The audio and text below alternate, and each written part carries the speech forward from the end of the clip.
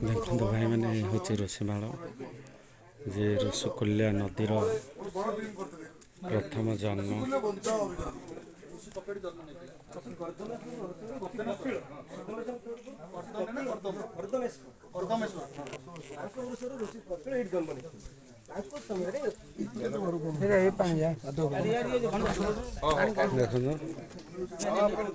यही हूँ से नदी जे ऋषिकुल्यार आज बड़ नदी सहित जड़ित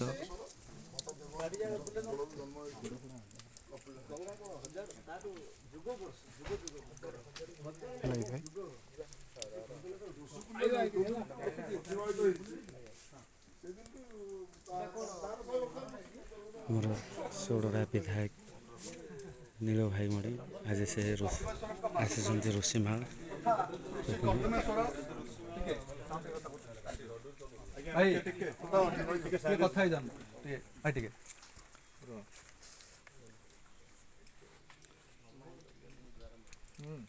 ऋषि कर्दमेश्वर और माता देवमती बासस्थली तथा ऋषि कपिल जन्मस्थली ऋषिकुल्या उत्पत्ति स्थली रे आमे आज एठी अच्छु। तो ऋषिकुल्या जो यही उत्पत्ति स्थली जो ऋषिमाल पर्वत नाम नामित यह किभली भाव में आगु को विकास हो पार तो यार क्यों व्यवस्था भितर सीमित रही यह अनुध्यान करने आज सोरडा विधायक नीलमणि विषयी यही जगह को देखापी आसुँच। तो चलतु सार को पचारि बुझा एठिकार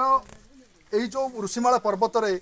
कौन अव्यवस्था रही और यार समाधान किपरि करा जाई परिबो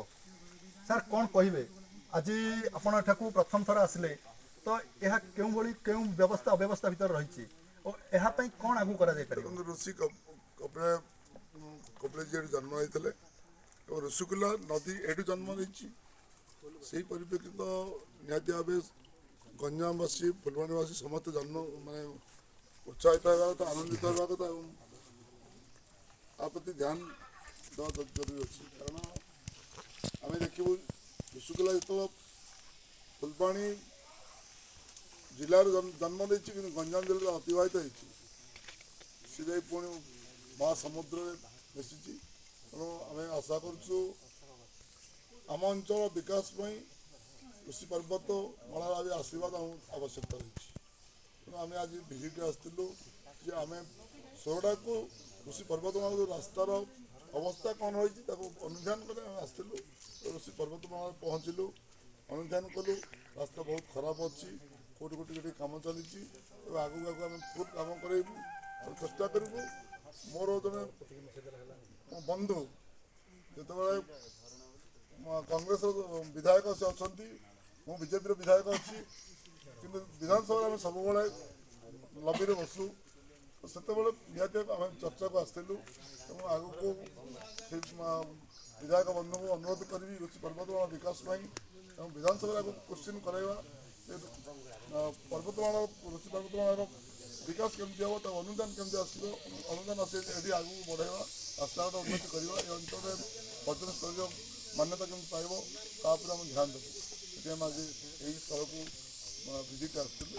धन्यवाद। जय हिंद। भारत माता तो विधायक आम शुणुले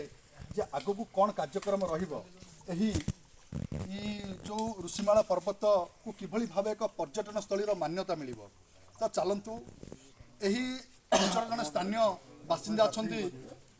पचारि बुझा जे कौन हो पारे कौन हेले एठी अधिक अधिक विकास हम एठी लोक माने एक पर्यटन स्थल मान्यता पाइले